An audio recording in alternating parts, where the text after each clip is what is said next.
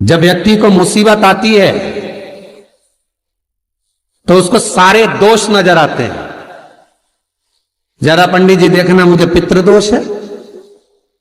क्यों? बहुत तकलीफ में है, बहुत कष्ट में है, बहुत दुखी है, बहुत तकलीफ में, बहुत कष्ट में, बहुत दुखी है। देखिए जरा, पितृदोष है। पंडित जी बोलेंगे पितृदोष तो नहीं है।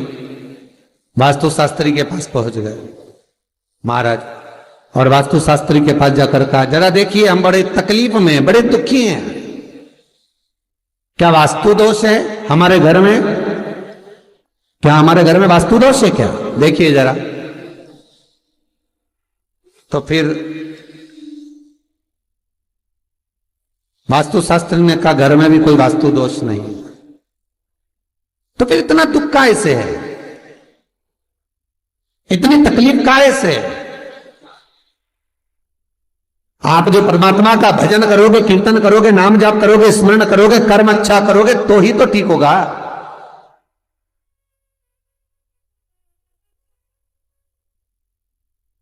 महाराज जरा देखो, हमारे घर में कोई दोष तो नहीं है वास्तु का? वास्तु दोष नहीं है। अब पितृ दोष नहीं है, वास्तु दोष नहीं है, फिर का एक काम करो, हम बड़े तकलीफ में हैं, जरा हमारी जन्म पत्रिका देखो, जरा जन्म लग्न देखो, जन्म पत्रिका देखो, पत्रिका में तो दोष नहीं है।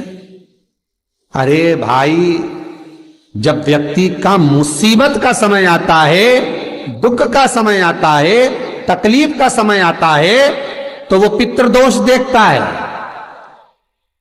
वो वास्तु दोष देखता है,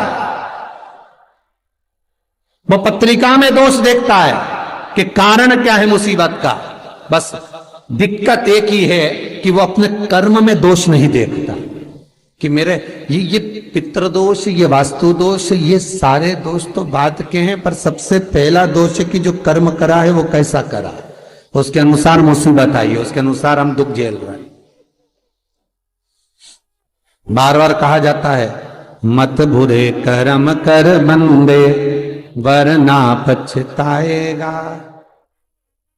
भगवान की आंखों से तू बच नहीं पाएगा, तू बच नहीं पाएगा। हम दोष देख रहे हैं, हमने पितृदोष दिखवाया, हमने वास्तु दोष दिखवाया, हमने पत्रिका में दोष दिखवाया।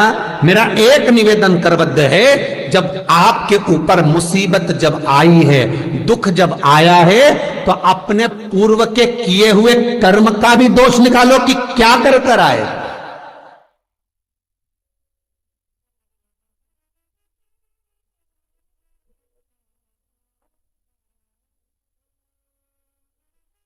पत्रिका दिखा करके बल वो पत्रिका का दोष मत निकलवाइए, वास्तु का गलती निकालकर वास्तु का दोष ना निकलिए। महाराज अगर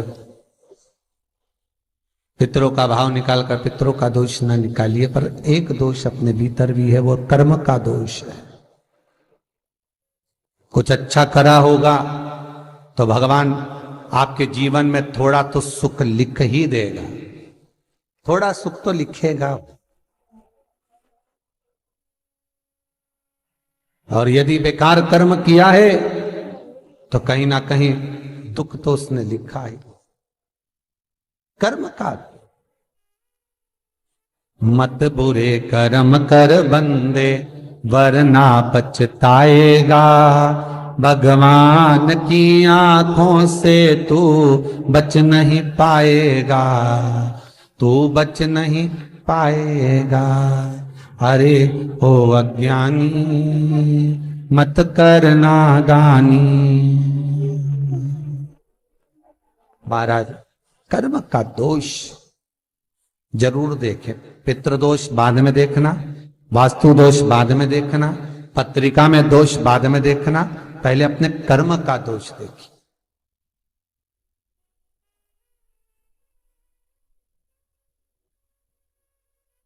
फिर निवेदन करेंगे, बार बार कहते हैं कि भगवान की भक्ति में डूबो, शिव का स्मरण करो, भगवान का स्मरण करो, राम का, कृष्ण का, तुम्हारी मर्जी पड़े उसका स्मरण करो, पर करो क्यों?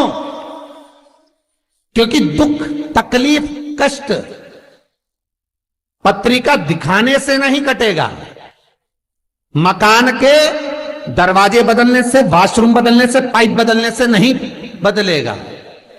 दुख तकलीफ तुम 50 बार वास्तु का भी बदल कर देख लेना, फिर भी दुख और तकलीफ, कष्ट नहीं, ये कष्ट समाप्त नहीं होगा, दुख और तकलीफ समाप्त नहीं होगा। किसी से तुमने बेवकूफ बनाकर, मूर्ख बनाकर, किसी को व्यापार में, व्यवसाय में, कोई काम में किसी को मूर्ख बनाकर, बेवकूफ बनाकर, सीधा था समझ नहीं पाया, उससे तुमने 10,000, 20,000, 1 लाख, 2 लाख, 5 लाख, 10 लाख तुमने ले तो लिए और खुश भी हो गए कि मैंने उससे ले लिए, अब वो मेरा क्या बिगाड़ लेगा, आए लेने के लिए, भला क्या बिगाड़ लेगा। और वो आया, उसने कहा भैया तुमने मेरे पैसे ले रखे हैं, दे दो ना। भैया उस समय पर जब मेरे पास था मैंने आपको दे दिया था, अब आपका काम हो गया ना, दे दो। अब आपके पास में पूंजी आ गई ना, दे दो।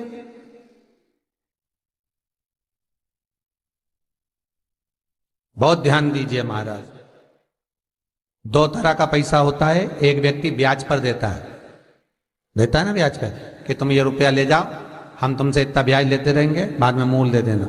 और एक व्यक्ति वो होता है जो अपनेपन से, प्रेम से, अपनी करुणाता से, अपनी पहचान से, अपने हृदय से, अपनी चित्तवृत्ति से, अपने दिल से जब प्रेम बढ़ जाता है, स्नेह बढ़ जाता है, तो कह देता ले जा 2 लाख, 4 लाख, 5 लाख, काम निकाल ले, बाद में दे देना। पर व्यक्ति इतना विचित्र हो जाता है कि जिससे ब्याज पे लिया है उसका तो पूरा ब्याज देता रहता है, और जिसका बेचारे का देना है उसका दे ही नहीं पाता। पर निवेदन है, जिसने तुम्हें मुसीबत में साथ दिया, तकलीफों में, कष्ट में तुम्हारे साथ दिया, सबसे पहले हाथ जोड़कर उसको निवेदन कर कर देना कि ये तेरा है भाई, ना जाने फिर जरूरत पड़ जाए तो तुझसे मिल तो जाएगा। जब एक बार दे दोगे तो वो दूसरी बार देने के लिए तैयार बैठा रहेगा। पर तुमने जब सोच लिया, विचार कर लिया कि मैं तो खा रहा हूं, निगल रहा हूं, तो फिर जब नियत में खोट आ गया तो फिर वो कुछ नहीं करेगा जिसका तुमने पैसा खाया, वो कुछ नहीं करेगा। अब तो वो करेगा जिसने इसके माध्यम से तुझे दिलाया, उसको कुछ नहीं करना। जब कष्ट पे कष्ट आया, दुख पर दुख आया, तकलीफ पर तकलीफ आई, सारी पत्रिका दिखा ली, पितृदोष की पूजन करा ली, वास्तु बदलवा लिया, सारे काम कर लिए, तो भी दुख नहीं मिटा। तब गुरु के पास गए, पर गुरु भी क्या बोलेगा, यही बोलेगा कि और थोड़ा सा देख लो। पर कष्ट मिटेगा कब? जब कर्म का दोष मिटेगा। जो करा है उस दोष को भी तो मिटाओ।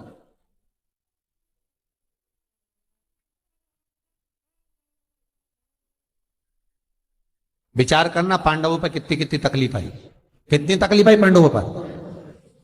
लाक्षागृह में आग लग गई, पर भगवान किसी रूप में आकर बता दिए कि आग लगने वाली है, सुरंग बनवा दी, बाहर निकलवा दिया। दुख तो आया था ना। पूरे वन में जब तक पांडव रहे तकलीफों पे तकलीफ भोगते रहे, हर बार तकलीफ, सब भोगा, पर भगवान पर विश्वास था, क्योंकि माता कुंती ने कहा था कि कर्म के लेख को शिव काटता। भगवान ब्रह्मा उतना ही देंगे जितना तुम्हारी लेखनी में लिखा है, भगवान विष्णु उतना ही देंगे जितना तुम्हारे भाग्य में लिखा है। पर भगवान शंकर तो कुछ नहीं देखते, ना लेखनी, ना कर्म, ना भाग्य। उनका अपनाए, दे दो उठा के, उठाओ दो। क्या सोचना, क्या विचारना, क्या करना, दे। फिर नहीं सोचा, फिर नहीं विचारा, वो तो केवल